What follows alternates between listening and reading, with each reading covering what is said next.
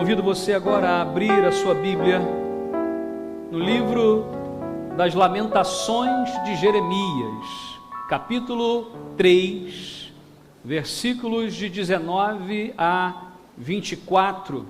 Eu quero compartilhar com você nessa noite sobre o tema Ainda há Esperança. Você pode repetir comigo esse tema?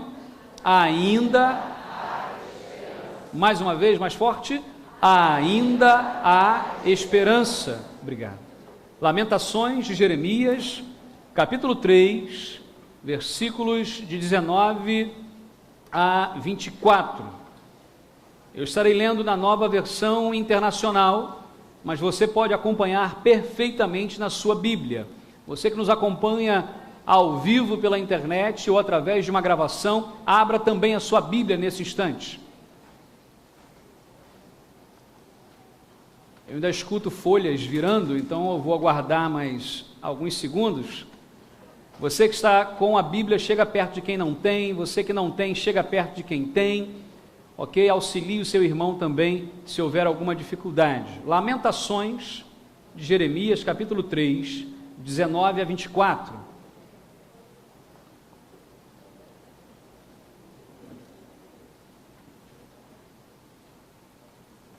Diz assim a palavra de Deus: lembro-me da minha aflição e do meu delírio, na minha amargura e do meu pesar. Lembro-me bem disso tudo e a minha alma desfalece dentro de mim. Todavia, lembro-me também do que pode me dar esperança. Graças ao grande amor do Senhor, é que não somos consumidos, pois as suas misericórdias são inesgotáveis. Renovam-se cada manhã. Grande é a tua fidelidade. Digo a mim mesmo, a minha porção é o Senhor. Portanto, nele porei a minha esperança. Vamos repetir essa última expressão. Portanto, nele porei a minha esperança. Meu Deus, a tua palavra, meu Pai, tem todo o poder e autoridade por si só sobre nossas vidas. Mas agora pedimos, ó Deus, humildemente, que o Senhor use o teu servo como instrumento em tuas mãos, para que todos aqueles que aqui estão e estão ao alcance da nossa voz, da imagem, que, ó Deus, abram seus corações e que a tua palavra encontre lugar também, em nome de Jesus. Amém, Senhor. Amém. Ainda há esperança. A sociedade tem mudado muito. Nós temos percebido e acompanhado algumas mudanças. E se nós fôssemos fazer uma retrospectiva, perceberíamos quantas mudanças a nossa sociedade já sofreu. Quantas coisas nós fazíamos e não fazemos mais. Quantas coisas nós só víamos em filme e agora já são realidade. Quantas coisas nós achávamos que era ficção, mas de repente se tornou uma realidade na nossa vida. Eu fico imaginando aquelas pessoas que, como minha avó, que vai completar agora, no próximo sábado, semana que vem, mas vai celebrar no sábado agora, 86 anos de idade. Pessoas que passaram por tantas experiências, tantas coisas, viram o mundo mudar. Quantos regimes caíram, se levantaram, quantas guerras aconteceram, quantas mudanças, novidades tecnológicas chegaram. Há pessoas que conseguem acompanhar isso, há pessoas que não conseguem acompanhar, há pessoas que tentam acompanhar, mas não têm dinheiro para isso. A grande questão é que nós não podemos entender o tempo atual como sendo uma mera composição ou alguma coisa que veio depois do tempo que passou. Não é assim. A nossa forma de enxergar a história não pode ser de uma forma apenas linear, ou seja, fatos que vão acontecendo um após o outro. Não é assim que a vida acontece. Fatos que antepõem e que vão após, e por isso a história está composta. Não é assim. Apesar de muitas vezes a gente ver pessoas representando a história assim, né? Faz um traço, uma setinha e vão marcando os eventos históricos. De forma didática até dá para passar, mas a vida não é assim. A melhor representação que eu já vi de tempo e de história é de Teilhard de Chardin. Ele diz que o tempo é uma espiral ascendente crescente. É um negócio mais ou menos assim, uma mola. Imagina uma mola que vai crescendo, e ele diz que essa que vai crescendo, por quê? Porque fatos são similares. Já viu aquela coisa assim? A moda é cíclica. Aliás, moda é você pagar caro hoje para rir de você mesmo amanhã. Já viu? Que a gente pega aquelas fotos de antigamente, né? Meu pai tem uma camisa, irmão, que aquela pontona que assim, né? Aquela calça largona, e aquilo era moda. Hoje a gente ri quando vê aquela foto, né? Há situações na história que realmente parecem que se repetem, mas elas não se repetem na mesma intensidade, da mesma forma, porque nós somos diferentes, porque a história nos transforma, a história nos muda. Interessante. Tanta tecnologia, tanta novidade, a vida hoje deveria ser uma maravilha. A vida hoje deveria ser muito melhor do que foi no passado. O bem-estar tecnológico, aquele negócio do tanque de lavar roupa, não é? E você não tinha opção, tinha que lavar roupa no tanque, esfregar, a mão ficava ardendo, às vezes em carne viva, tinha que ir para o rio, pegar na pedra lá e lavar. Hoje, parcelado em 257 vezes, você pode comprar uma máquina de lavar roupa. E você tem lá níveis, suave, roupa branca, pesada, extra pesada. Quando eu casei, o máximo que tinha era de 7 quilos, hoje em dia tem até de 25 para você comprar na loja.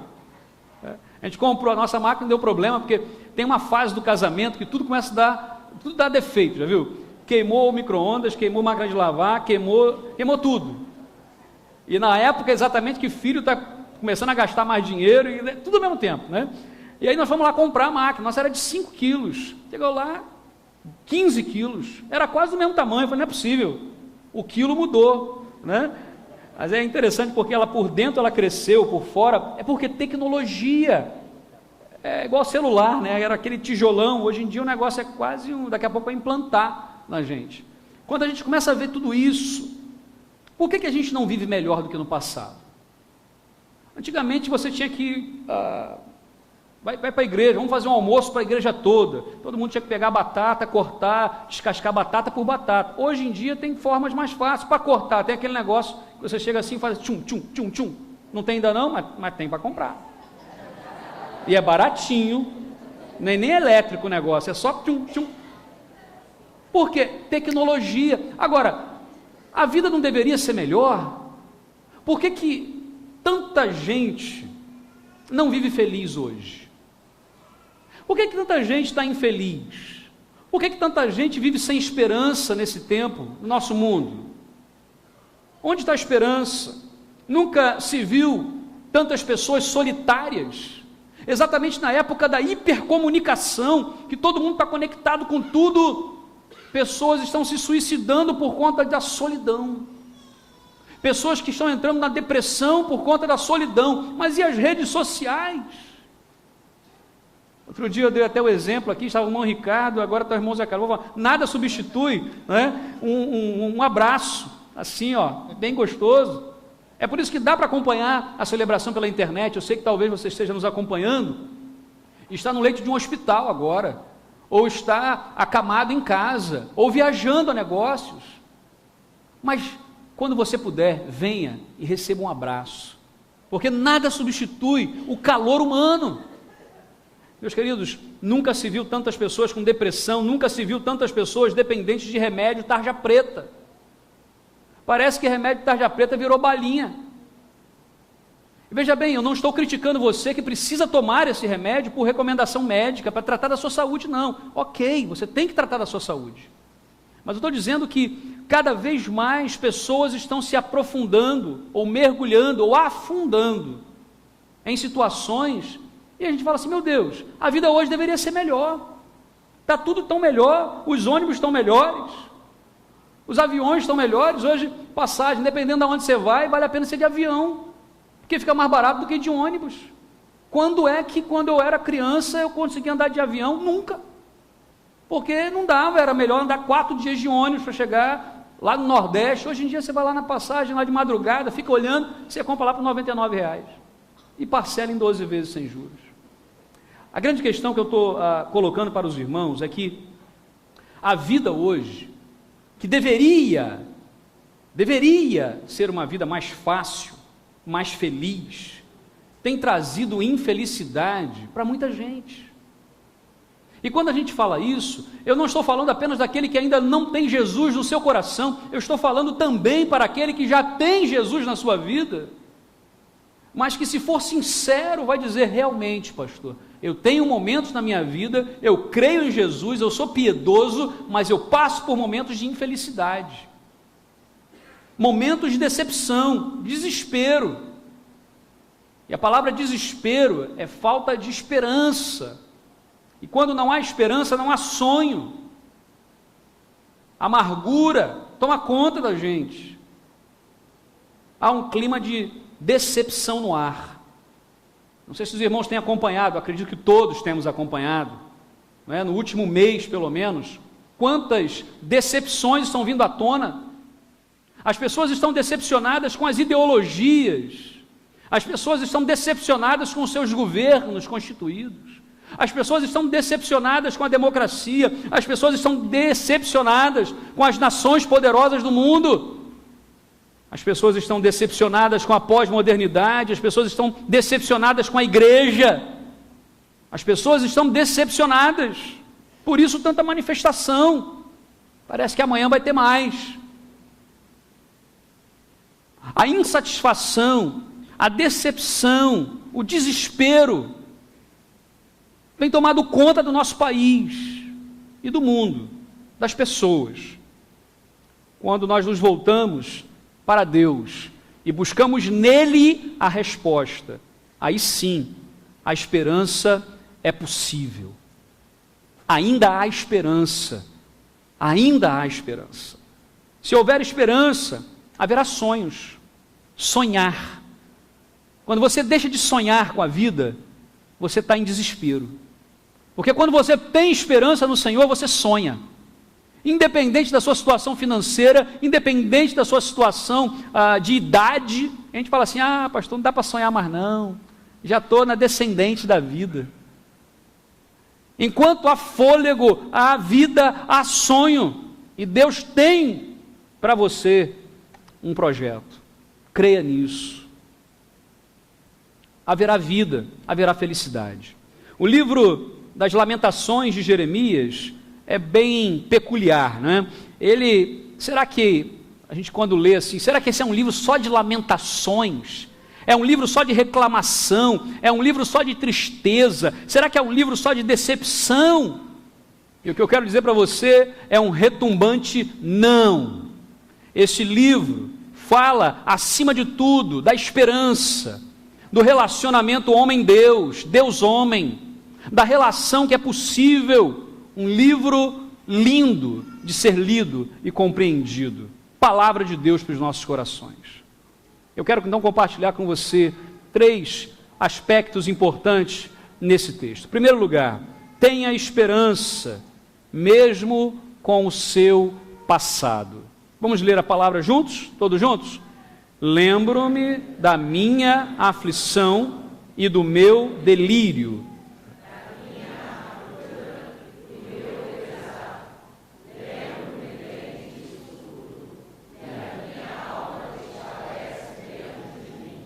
Todavia, olha só que interessante, Jeremias está dizendo o seguinte: eu me lembro. Lembrar de alguma coisa é lembrar ou trazer à memória um fato do passado. Há pessoas que vivem do passado, há pessoas que vivem do que aconteceu há muitos anos. Queridos, a nossa história deve nos ensinar, a nossa história deve nos trazer sabedoria. Quanto mais vivemos, mais sábios devemos ser. Mas nem sempre é verdade. Nem sempre é verdade. Há uma palestra no Instituto Haggai que fala sobre vida e carreira. E há um determinado momento da nossa vida, na nossa idade, que nós decidimos como vamos envelhecer. Ou vamos envelhecer numa descendente, reclamando de tudo, reclamando da família, reclamando do mundo, amargurados. ou nós vamos envelhecer numa ascendente, celebrando por tudo que fizemos e pelo que ainda estamos fazendo. Aquele que tem Jesus no seu coração precisa fazer a decisão ascendente. No entanto, nós temos visto muitas pessoas tomando a descendente, mas ainda é possível crescer, subir para um lugar mais alto, porque há esperança em Jesus. Quando nós lemos o texto, diz: lembro-me da minha aflição, da minha amargura, do meu pesar. Profeta de Deus, homem de Deus. Amargura, delírio, pesar, aflição, são palavras que estão no texto. Ele vai dizer: eu lembro-me de tudo isso, e a minha alma desfalece. Desfalecer aqui é perder a força. Todavia, lembro-me também do que pode me dar esperança. Muitos querem esquecer a sua vida. Muitos querem esquecer fatos que aconteceram na sua vida. Tem coisas que acontecem na nossa vida que a gente quer contar para todo mundo. E a gente repete, fica até chato, né? E repete e conta aquela história, e filho é danado para falar isso. De novo, pai? Já contou isso, e você não se importa, conta de novo assim mesmo. Agora, tem história que nós gostaríamos de esquecer, e de ter um aparelhinho igual daquele filme MIB, né? Que faz todo mundo esquecer de tudo, e aperta o botão e puf, todo mundo esqueceu. Rasgar aquela página da nossa história. Tem fatos na nossa vida que nós nos envergonhamos. Tem fatos na nossa vida que, se alguém souber, vai dizer assim: não é possível que essa pessoa tenha feito isso, mas é. Sabe por quê? Porque nós somos seres humanos. Nós somos seres humanos. Há momentos que nós somos a imagem e semelhança de Deus quase que perfeita, mas há momentos que nós envergonhamos o nome de Deus de uma forma vergonhosa. E nós queremos esquecer isso. Jeremias está se recordando. Ele recorda quem ele era. Ele recorda o que ele fez, o que o seu povo fez. Esse contexto aqui das lamentações de Jeremias está acontecendo na destruição de Jerusalém, no ano de 586 a.C. O povo havia sido alertado: olha, se vocês não corrigirem a sua trajetória de vida, Deus vai trazer o cativeiro babilônico. E o povo não acreditou, e veio o cativeiro. Jeremias está se lamentando por tudo isso. No momento de desespero, no momento de destruição, o povo havia sido levado cativo, e Jeremias agora é o profeta que tem que falar para essa nação. E ele vai dizer o seguinte: eu me lembro disso tudo, eu me lembro de tudo que aconteceu. Ele vai dizer, lembrar aqui, a palavra hebraica, é uma palavra que traz para a gente a ideia de tristeza, solidão, amargura, sofrimento. Porque uma coisa é a gente falar assim: ah, eu me lembro daquele dia, que aconteceu isso, aconteceu aquilo. Outra coisa é: eu me lembro daquele dia, e você vai começar a se lembrar de coisas tristes. Jeremias está usando uma palavra aqui, que a ideia que traz para a gente é de algo triste, algo de sofrimento, solidão. E se algo ainda te faz sofrer, meu querido, minha querida, que está aqui hoje, ouvindo a palavra de Deus, é palavra de Deus para você, ainda há esperança. Observe os erros do passado, observe os seus erros do passado, aprenda com eles. Quantos erros eu fiz, que se eu pudesse voltar na história, a gente fala isso, né? Se eu pudesse voltar no tempo, eu faria diferente, mas a gente não pode. Mas a gente pode fazer diferente hoje, daqui para frente. O que tem nos segurado, o que tem nos impedido? Eu sempre costumo dizer que o inimigo do bom é o ótimo. Sabe o que é isso? A gente quer fazer o ótimo. A gente quer fazer o ótimo, mas não consegue. Aí também não faz o bom. E aí faz o ruim. O inimigo do bom é o ótimo. Claro que nós temos que buscar uma vida de excelência. Claro que o Senhor quer para nós algo muito maior. Você tem que ser o melhor. Amém. Mas nós estamos numa caminhada.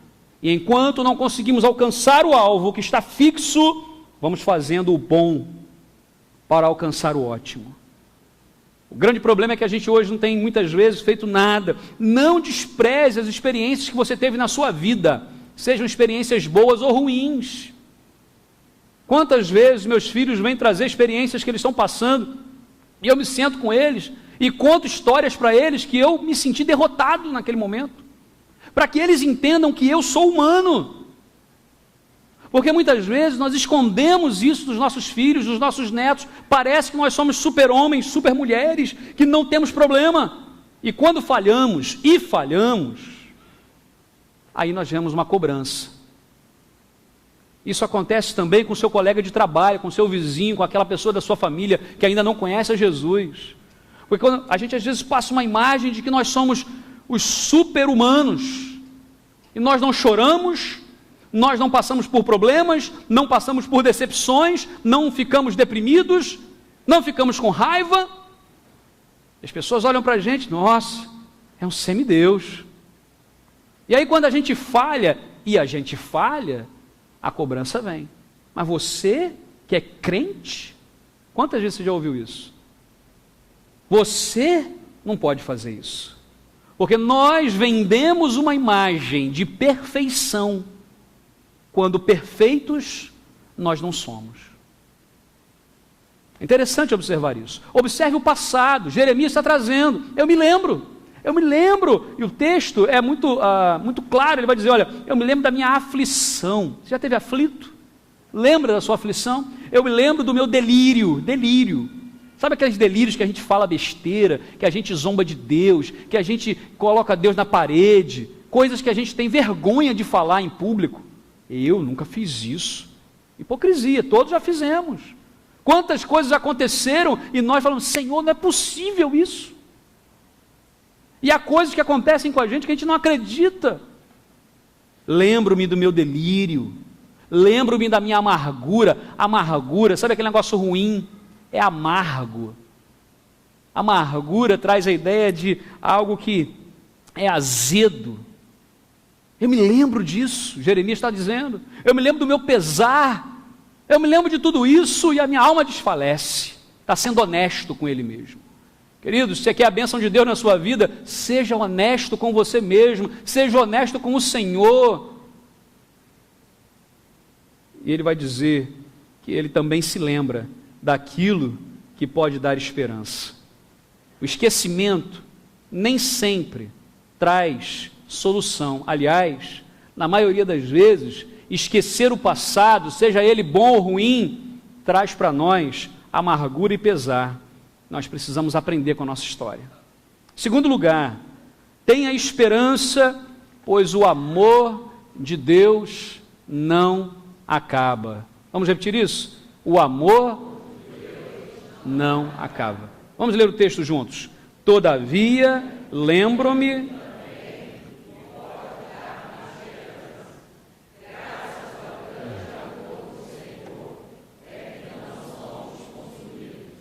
pois as suas misericórdias renovam-se, grande, o amor de Deus não tem fim. Há situações que nós não conseguimos compreender. Por exemplo, nós assimilamos, aceitamos. Por exemplo, o universo. O universo é infinito. A ideia de infinito para a gente é muito complicada. Onde é que os matemáticos aqui, onde é que as retas paralelas se encontram? Cadê o irmão Juca? Ele que é o professor de matemática aqui, no infinito. Já ouviu isso? As retas paralelas se encontram no infinito. Eu quero chegar nesse infinito, quero saber onde é que elas vão se tocar. Tem coisa que a gente não consegue compreender, a gente fala, a gente aceita, mas não compreende. Você tem ideia do tamanho do amor de Deus? A gente não tem. A gente imagina algo grande, imagina algo muito grande. Deus é muito maior, o amor de Deus é muito maior. Misericórdias, a palavra que aparece aqui, misericórdias que são renovadas, inesgotáveis. A palavra misericórdias pode ser também traduzida como amor infinito, pode ser traduzida como bondade que não acaba, pode ser traduzida como lealdade. É interessante isso, as misericórdias, o amor, a bondade, a lealdade de Deus não tem fim. As pessoas do Antigo Testamento, dessa época, pensavam e entendiam que tudo vem de Deus, e de fato, mas eles achavam o seguinte, todo bem e todo mal que eu recebo é de Deus. Hoje, nós temos uma dicotomia, ou seja, um pensamento diferente. Recebemos coisas boas, foi Deus. Recebemos coisas ruins, foi o diabo. A gente tem essa dicotomia. Olha o que o versículo 39 diz aí, 38, perdão. Não é da boca do Altíssimo que vem tanto as desgraças como as bênçãos? Já parou para pensar nisso? A nossa esperança está em Deus só quando as coisas boas acontecem? Só quando coisas boas acontecem que eu vou louvar o nome do Senhor? Só quando tudo der certo na minha vida é que eu vou ser alguém fiel a Deus? Não é isso que a Bíblia está dizendo. Não é isso que a Bíblia está nos ensinando. Ele vai dizer aqui outra palavra que aparece: consumidos. É o que deveria acontecer com a gente. Sabe por quê? Porque a gente não é santo e Deus é santo. A Bíblia constantemente traz a figura do querubim, um ser celestial que a gente acha que impede a nossa chegada a Deus, né? Ele está no meio para não deixar a gente chegar a Deus. Não é isso não. O querubim, a figura do querubim é para impedir que nós sejamos consumidos pela santidade de Deus. Quando Moisés, e a palavra querubim ou querub, em hebraico, ela tem a ideia de queimar. Por isso que Moisés, quando está naquela montanha, em Horebe, ele olha para o lado e vê uma sarça, uma moita, né? Sarça é uma moita, pegando fogo e não se consumindo. Alguns estudiosos vão dizer que Moisés, na verdade, estava vendo, era um querubim, era um anjo, protegendo Moisés da santidade de Deus. Tanto é que quando ele vê por uma fresta, passando de longe, o que acontece com ele? Ele desce a montanha como? Com o seu rosto brilhando. Porque se passasse daquilo, Moisés teria morrido. Nenhum homem viu a santidade de Deus e viveu. Que coisa! O pecado que está em nós traz a morte. E perante a santidade de Deus, nós seríamos consumidos, mas pelas misericórdias de Deus é que nós não somos consumidos. Já parou para imaginar? Toca agora em você mesmo assim, né? Aperta a sua própria mão assim. Você está aí mesmo?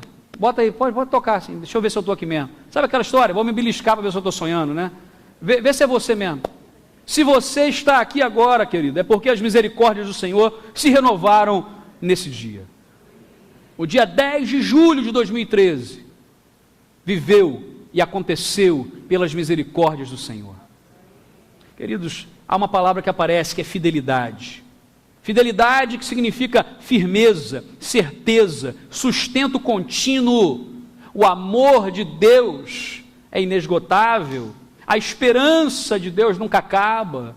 E sabe o que traz isso como garantia?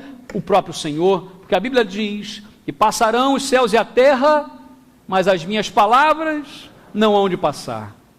As palavras dos homens mudam. Eu disse isso, agora não digo mais. Eu acreditava nisso, agora não acredito mais.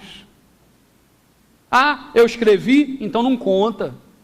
A palavra do homem, ela passa, mas a palavra de Deus jamais passa. No mundo que nós vivemos de incertezas, de desgraças, de desilusão, de desespero, desesperança, falta de esperança, está faltando Deus como Senhor da vida dessas pessoas. Hoje, nós podemos entender, o mundo muda o tempo todo, está sempre girando e mudando, a história, uma ascendente, uma espiral ascendente e crescente, mas o Senhor permanece o mesmo, eternamente, amém, diz a palavra. Terceiro e último lugar, tenha esperança, pois Deus é tudo o que temos. Vamos ler a palavra? Digo a mim mesmo, a minha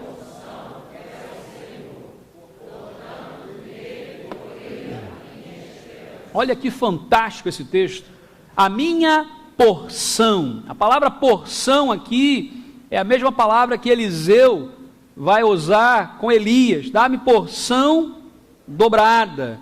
Alguns, só um parêntese aqui agora, não é o foco do sermão, mas alguns usam esse texto para dizer de maldição hereditária, de bênção hereditária, essas coisas todas.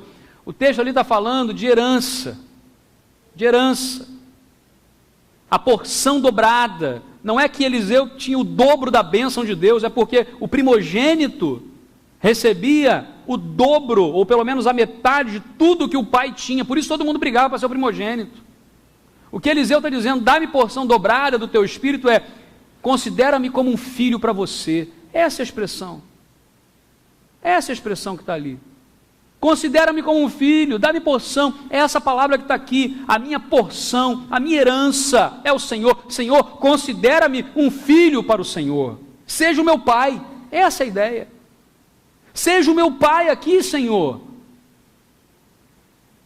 Os levitas, e aí lá em Números capítulo 18, versículo 20, diz assim a palavra de Deus: disse ainda o Senhor a Arão: você não terá herança, porção da terra deles, nem terá porção entre eles.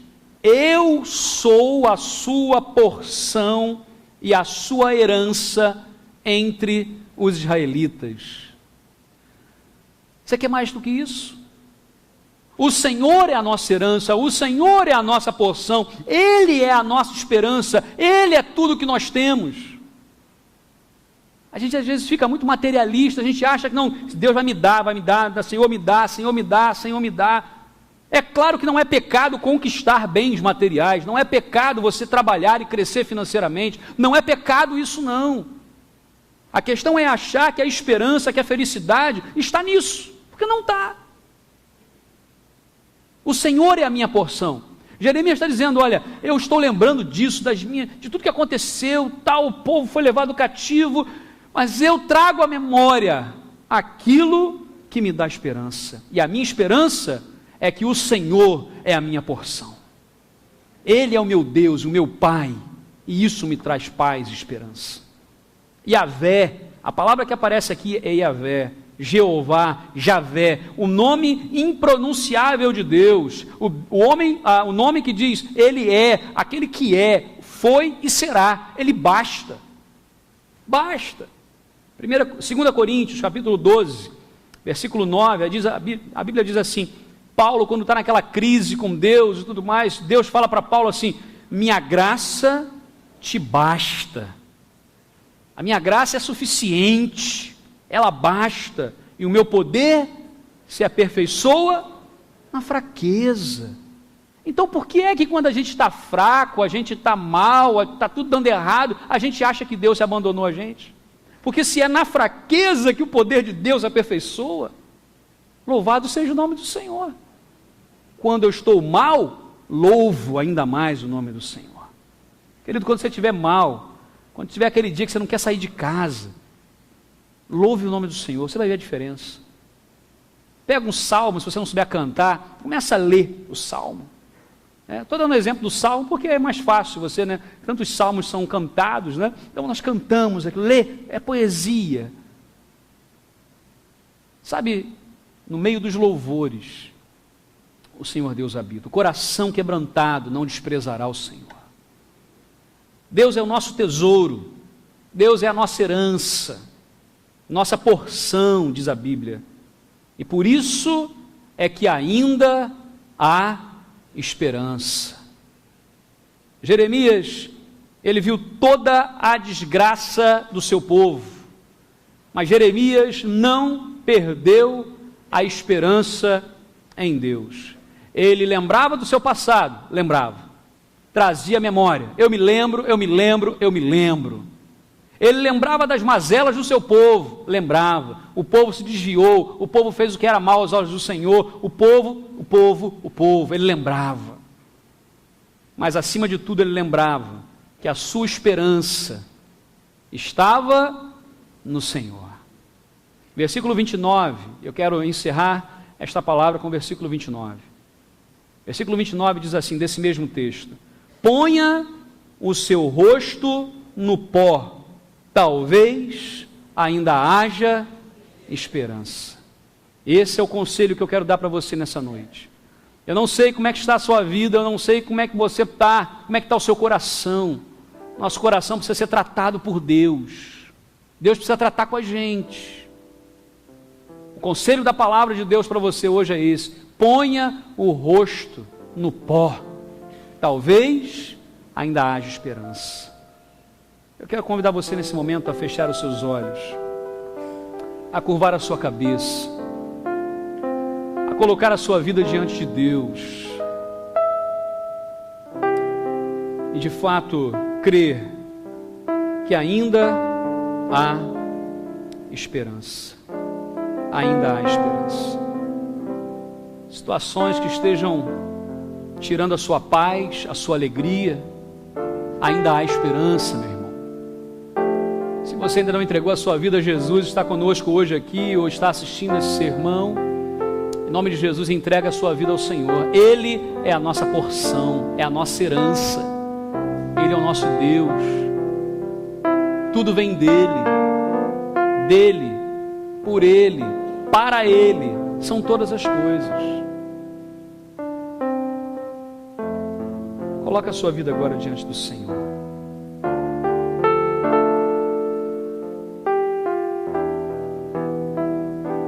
Nós vamos cantar nesse momento um cântico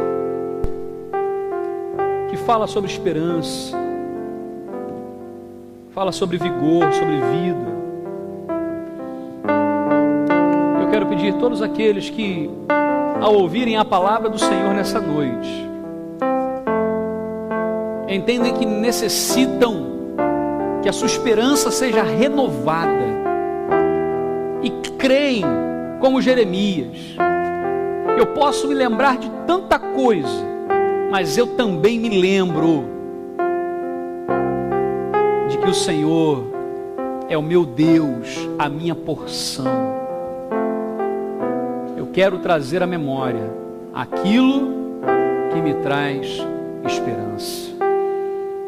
Se você crê nisso, fique em pé no seu lugar e louve ao Senhor com o seu coração.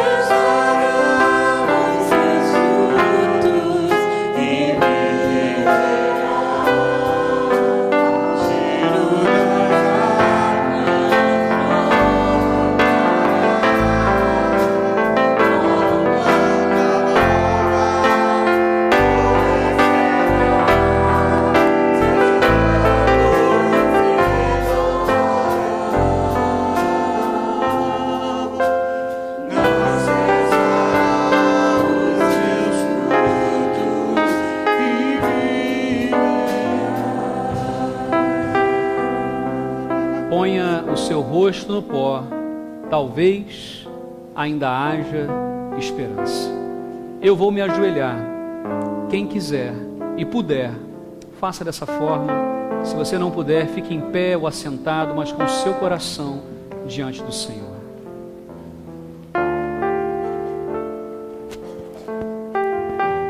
Meu Deus, fortaleça, Pai, corações nessa noite, trazendo esperança.